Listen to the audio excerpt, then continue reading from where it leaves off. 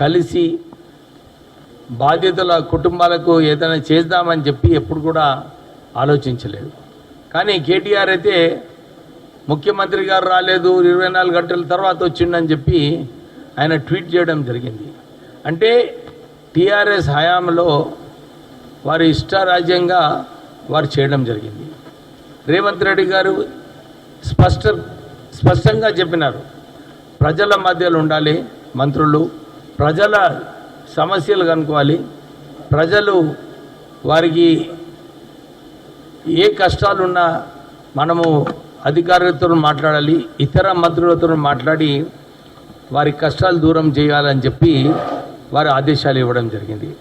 అలాగే మహేశ్వర్ గౌడ్ గారు TPCC president, వారు కూడా ఇక్కడ మన గాంధీ భవన్లో ఒక సెల్ పెట్టి మంత్రులను పిలిచి మీరు కలవాలి, ప్రజల సమస్యలు ఉంటాయి, వారందరూ కూడా వచ్చి కలిసినప్పుడు మీకు కూడా అర్థమవుతుంటుంది ప్రజల సమస్యలు ఏమున్నాయని చెప్పి ఈ మంచి కార్యక్రమము మహేశ్వర్ గౌడ్ గారు గాంధీ భవన్లో ప్రారంభం చేయడం జరిగింది.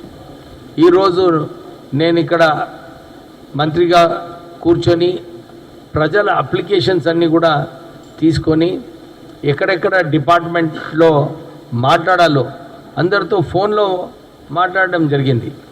Collector Vikarabad, collector Hyderabad double bedroom ఇళ్ళ కోసము వారికి మాకు లిస్టులో రాలేదని చెప్పి కొన్ని రిప్రజెంటేషన్స్, వికారాబాద్ కలెక్టరేట్లో దళితులు వచ్చి మాకు పట్టాలు ఇచ్చిన ల్యాండ్ని కూడా కొందరు వచ్చి కబ్జా చేయాలని ప్రయత్నం చేస్తున్నారు. టీఆర్ఎస్ హయాంలో లేదు మాకు హక్కు ఉన్నది, దళితులకు పట్టాలు క్యాన్సిల్ చేయాలని చెప్పి ఆ రోజులలో వారికి అందరికీ కూడా హింస చేయడం జరిగింది.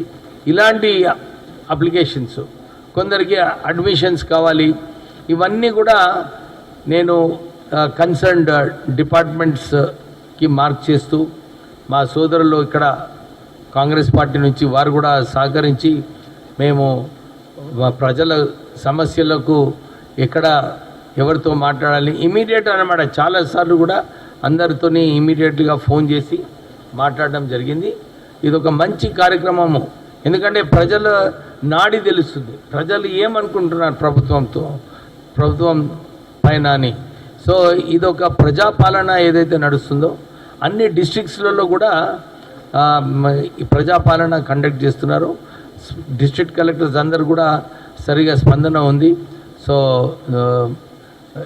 ఒకవైపు టీఆర్ఎస్ హయాంలో ఏమైందో మీరు చూసినారు, ఇప్పుడేమో కాంగ్రెస్ హయాంలో ప్రజాపాలన, డెమోక్రసీ, స్వేచ్ఛ ఏదైతే ఉన్నదో, అప్పుడైతే పోలీస్ ఇష్టం వచ్చినట్టు పోలీస్ వివరించేది.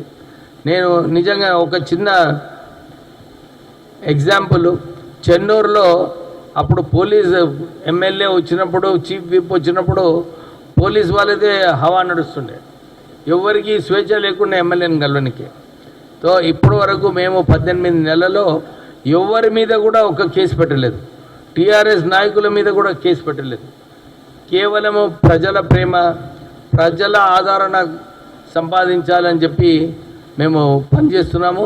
సో అందరు ఎమ్మెల్యేలు కూడా ఇదే బాటలో, ఎందుకంటే చాలా చోట్ల మీరు చూస్తున్నారు రేవంత్ రెడ్డి గారు కూడా ముఖ్యమంత్రిగా ఏ ఇష్యూ పైన కానీ లాంగ్ రోప్ ఇచ్చి దాని ఎవరికైనా వ్యతిరేకంగా మాట్లాడాలనుకున్నా, ఏదైనా చేయాలనుకున్నా కానీ మీరు మీ వ్యూస్ అన్నీ కూడా చెప్పాలని చెప్పి ఈ డెమోక్రటిక్ వేలో ఈ కాంగ్రెస్ ప్రభుత్వం నడుస్తుంది.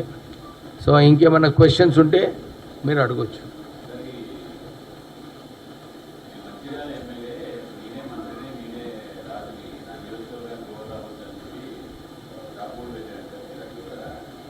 స్టాప్ బోర్డ్ అని ఎప్పుడు ఉండదు చారి, ఎప్పుడు కూడా గుర్తుంచుకోవాలి.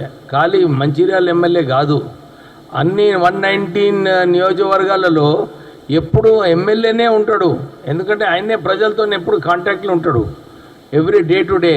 సో ఆయనే రాజు, ఎమ్మెల్యే ఎవరైతే ఉన్నారో కన్సర్న్డ్ ఎప్పుడు ఏ నియోజకవర్గంలో అయినా కానీ వారే రాజు ఉంటారు. వారికి మంత్రులు ఎప్పుడు కూడా హెల్ప్ చేయడానికి మంత్రులు ఉంటారు, అర్థమైందా చారి?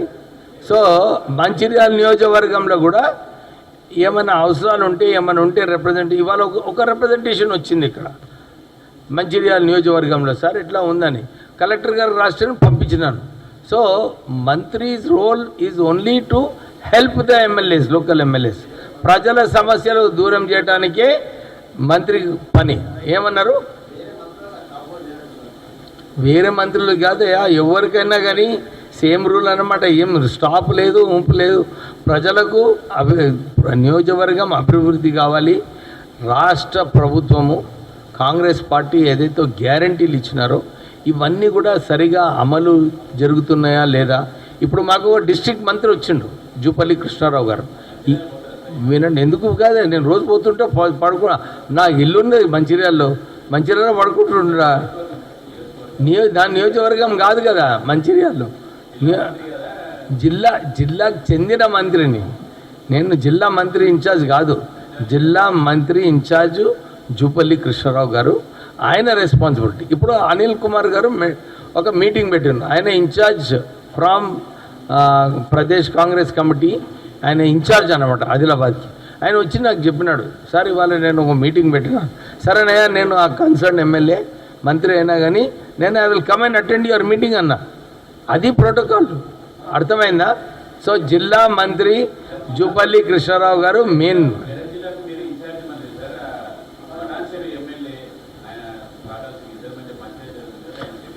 అరే ఏ పార్టీలో పంచాయతీ ఉండదా? ఏ పార్టీలో కూడా అన్ని పార్టీలలో పంచాయతీ ఉంటుంది, గ్రూప్స్ ఉంటాయి. అదే రాజనీతి. రాజకీయం అంటే ఏంది?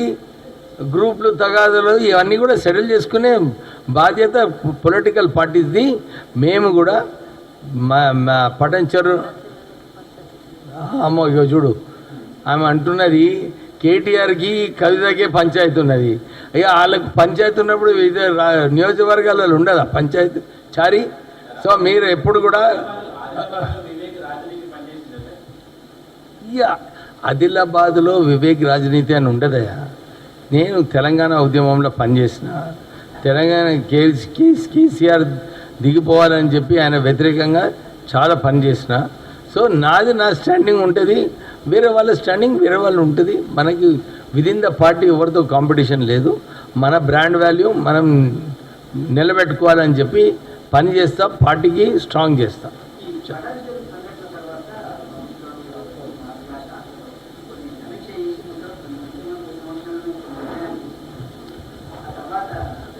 నేను నిన్న ఎమ్మెల్యే గారితో మాట్లాడినా, శ్రీనివాస్ గారితో మాట్లాడినా. I'm confident I will be able to set right that issue. అక్కడ ఉన్న ఇష్యూలు ఉంటాయి. ఎప్పుడు ఇష్యూలు లేకుంటే లైఫ్ ఏముంటుంది? ఏంటి సిగాజీ ఇండస్ట్రీస్ చెప్తుండ్రా?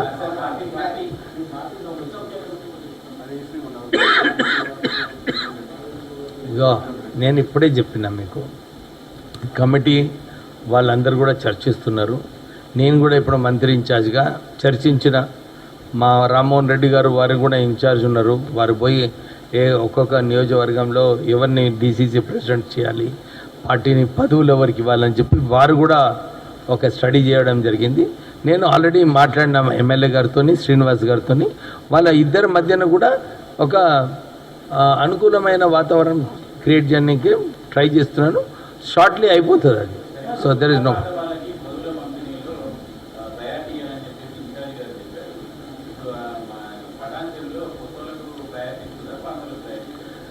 మీనాక్షి శేషాద్రి గారు చాలా క్లియర్గా చెప్పినారు మొన్న. మీనాక్షి నటరాజన్ గారు క్లియర్గా చెప్పినారు. ఏమని చెప్పినారు? ఎవరైతే పార్టీకి ఇన్ని సంవత్సరాల ద్వారా కట్టుబడి ఉన్నారో వాళ్ళందరికీ ప్రాధాన్యత ఇవ్వాలి. ఎవరైతే తర్వాత వచ్చి కాంట్రిబ్యూట్ చేసినారో అసెంబ్లీ ఎలక్షన్స్లో, పార్లమెంట్ ఎలక్షన్లో కొందరిని, వారిని కూడా చూసుకునే బాధ్యత మంత్రి ఇన్ఛార్జెస్ ఉందని చెప్పి వారు స్పష్టంగా చెప్పడం జరిగింది. సో దాని ప్రకారంగానే నిర్ణయాలు తీసుకోబోతుంది. అట్లా depending on the situation.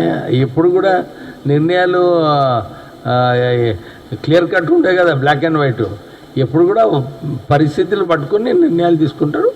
So Mahesh Kumar Goud గారు అందరి దగ్గరికి వెళ్ళి లెటర్లు తెప్పించుకుంటున్నాడు. అన్ని డేటా కలెక్ట్ చేసుకొని త్వరలోనే నిన్ననే ఆయన అనౌన్స్ చేసినారు.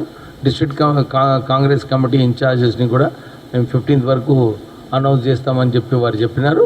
ఇంకా గవర్నమెంట్లో ఉన్న పదవులు పీసీసీలో ఇంకేమైనా పదవులు ఇచ్చేది ఉంది, అది కూడా త్వరలోనే నిర్ణయం తీసుకుంటామని చెప్పి వారు మాట ఇవ్వడం జరిగింది.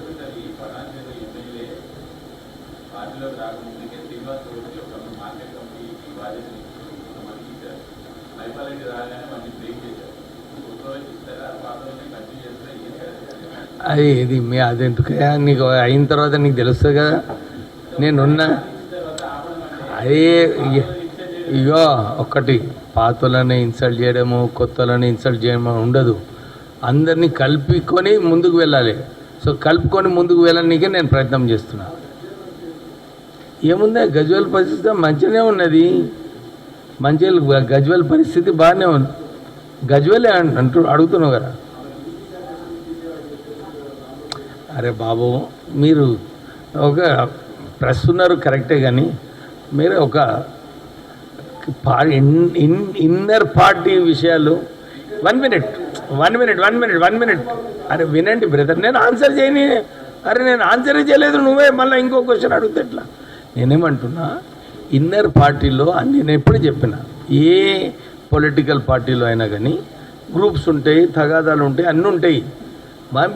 మా పని అది. ఇన్ఛార్జ్ మినిస్టర్గా మా పొన్నం ప్రభాకర్ గారు ఇన్ఛార్జ్ ఆర్గనైజేషన్ నుంచి ఉన్నారు, మేము ఇద్దరం చర్చించి ఆ ఇష్యూస్ ఏమున్నాయో దాన్ని సెటిల్ చేస్తాం. So don't worry about it. ఏది కావాలనో అది డెఫినెట్ అవుతుంది.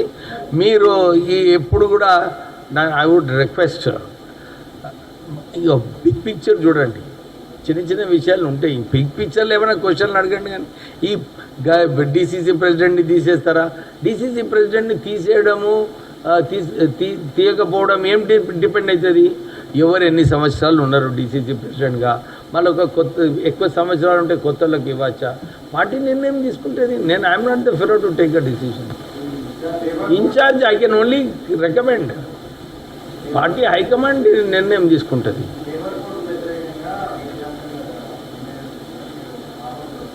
మేము నిన్న డిస్కస్ చేసినాము ఏమేమి ఇష్యూస్ రాష్ట్ర ప్రభుత్వం ఏదైతే అధికారం ఉన్నదో, ఏ సమస్య పైన ఎంత స్ట్రిక్ట్గా పోవాలి, ఎంత డైల్యూట్ చేయాలి, ఇవన్నీ కూడా చర్చించుకొని మేము నిర్ణయం తీసుకున్నప్పుడు కేవలం కార్మికుల హక్కులు కాపాడడానికి ఆ ఆలోచన పెట్టుకొని నిర్ణయం తీసుకుంటాం. ఓకే, తీసుకుంటున్నామే. మేము ఆల్రెడీ ప్రపోజల్ పెట్టమని చెప్పినాను నిన్న. నాకు వస్తుంది ఇవాళ రేపు. ముఖ్యమంత్రి గారు వచ్చిన తర్వాత మాట్లాడి చెప్తాం.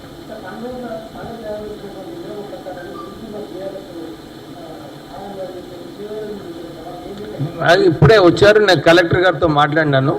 కలెక్టర్ గారికి చెప్పినాను, కాంగ్రెస్ హయాంలో ఏదైతే పట్టాలు ఇష్యూ చేసినారో దాన్ని మీరు అమలు చేయాలి.